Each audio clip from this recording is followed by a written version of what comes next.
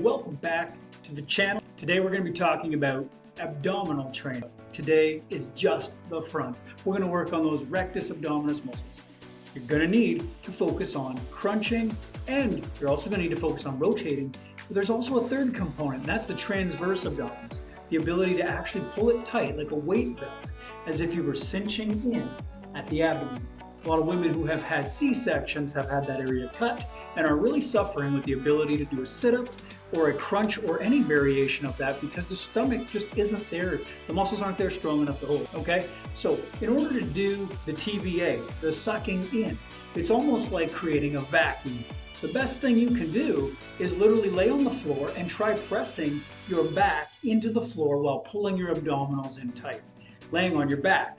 You can also do this from the quadruped position, which is up on all fours, your hands and your knees, and then suck the vacuum up into a cave so your stomach would look like that as you suck it in. So you're going to bring from a flat on all four up into a squeeze, pull it in and hold it.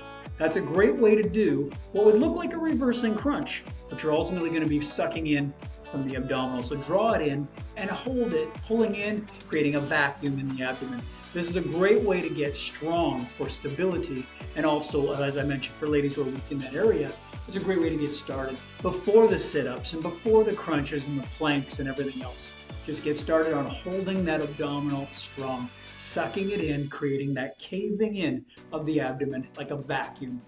Vacuuming, all four, pull up into here.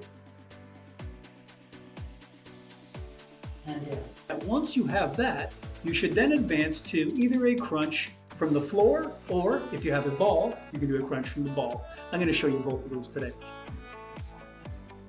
Okay, so you're seated on the ball. Cross, and then walk down as you lay back, supporting, and you can feel the weight of your body hanging over the edge of the ball. You want your hips to be lifted, pelvic tilt. You're going to feel that tight in the abdominal. So your bum is not relaxing down, tilting up into the squeeze. You can keep your hands crossed, or you can support the back of the head if you'd like to, so that your neck isn't getting strained. Or you can use that to build some neck muscle and actually keep your head neutral, looking up at the ceiling. And look up, push up into the top, which means you're going to be pushing straight up rather than crunching forward, okay? You'll see a lot of people trying to do this, look towards the wall. I want you to look straight up. Yeah. And while you're doing that, make sure you keep that pelvic tilt facing up. All right? So the hips are up, the chest is up, and the abdominals will contract. And that's how you're going to get a great contraction on the ball. And then you're going to take that same pattern to the floor. Now for some of you, using somewhere you can put your feet underneath would help, okay? So some of you might have to hook your feet underneath the couch or underneath the chair, or I've got a small pull-up door mount, chin-up bar for the door. I'm just gonna use that to weight myself down a little bit underneath my feet. It's not a lot of weight, but it's enough to give me a little bit of counterbalance. This helps when your abdominals aren't strong enough yet to get all the way up to the top, okay? Now from here, you're going to tilt your pelvis the same way we talked about in that pelvic tilt so you can feel the weight on the abdominals. Hands across the chest, and you slowly roll down, vertebrae by vertebrae, down until you can feel that thoracic area back. And you're going to roll back up, looking at the ceiling, pushing up, keeping that tilt, and closing the abdominal compression right there in the middle. Okay? Back down. And then forward, look up, push up, straight up. That's where you want to be. You're going to get that squeeze on the abdominal. Same thing around on the ball. We're doing it from the floor. If you have strong abdominals, you won't need anything anchored. You can do this straight through here, down, tilt that pelvis, squeeze through, and compress the abdominals. You're going to get a great amount of force on the rectus abdominis, and this is where we crunch.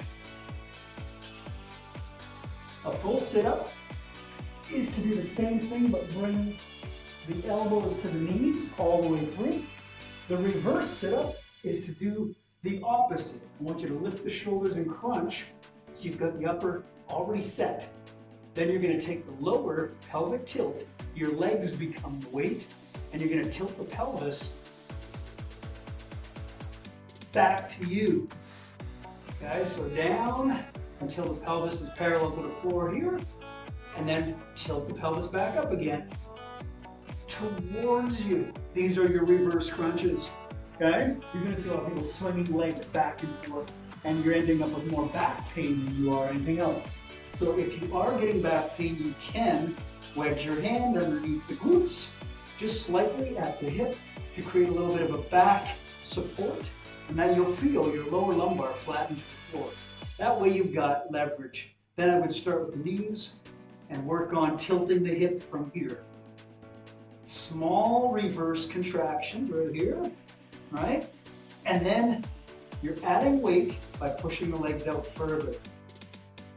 Okay, so a longer leg is a heavier leg due to counterbalance, but you're not pumping the legs in and out, and you're not lifting the legs up and down.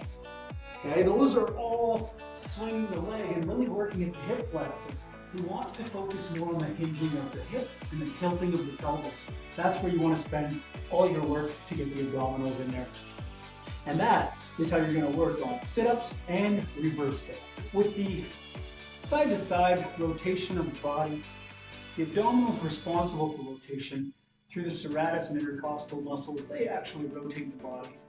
And your job in this is to make sure that you understand the pattern. First of all, in order to get this to happen, the weight, if we are straight up and down, is not on the abdominals. The weight is shooting straight down in the hip. So we have to lean back in order to put gravitational pull of our upper body on the abdominal wall. Okay? So there's got to be a lean back. You're sitting up. You're going to posture nice and straight, and then you're going to lean back. As you do, you're going to feel the heels start to want to pop up off the floor. You're going to feel pressure in your abdomen. You're going to feel a little tension on the hip flexors as well. Okay? Put the feet down flat to release some of the tension on the hip flexors. And what you're going to feel here is the pressure on the abdominals now. From there, with your hands out front, you're going to turn your chest and rotation of the abdominal wall to the side, and then back, and then rotate over, and back. Rotate, rotate from side to side, turning the chest. Okay, so here once again, shoulders back, lay back into that pocket, heels on the floor, or feet even flat if you want, whatever feels better for you. I like to lengthen out the legs, takes a little more pressure off the hip flexor, and then hands out front, and then rotate the core by turning the chest and front plane of the body to the side, and back. Now, if you wanted to put weight in your hands, you could use a small dumbbell or a kettlebell or even a household item like a jug of protein powder. You can turn it over to the side. Now you're going to turn your body to get rotation from the core. You're going to see a lot of people call this the Russian twist. And what you'll see is a mistake. Most often, people are trying to do this, taking their hands and touching down to the side, and then reaching over and reaching back. And what you can see here is that I'm not actually rotating in the core, right? It's not turning a whole lot, it's staying in the middle. You're better off, take the weight over top, and by elevating it, you're going to get a bit on the abdominal, and then turn as much as possible through the core, chest facing to the side. Pull back through the abdominal wall and over. Now you may not make it to the floor, and that's even better if you are controlling it with the abdomen. Practice makes permanent, so practice it perfectly if you want it to be permanently perfect. Another great way to train through the abdominal is going to be with rotation from side to side. If you have a rubber band, you can anchor it to a door frame or a door handle or somewhere on the side. You could either stand or kneel, holding your hands out front with the rubber band to the side, and you could pull against that rotational force. Okay, and as the band wants to go back towards the door, you're going to slowly let it return and feel that resistance against the core. But try not to move the hips. Move the hips straight. Just feel the rotational power through there. And then you're going to swing back out again. Think of it like swinging a baseball bat, but don't turn the hips. Just keep the arms straight and force through the abdominal wall. you're going to get some great results from building your abs this way. If you want more information on abdominal training, we've got a program called the 6-Pack Cheat Code. It is designed to work you through 2 phases that are going to change the game for you. With all of the different range of motions, the different angles, the different rotations, put it into a program where first program is simply done at home with body weight, the first phase. The advanced level that comes with the program, totally free, part of it is the ability to add weight and resistance, which usually comes in the form of hanging from a bar.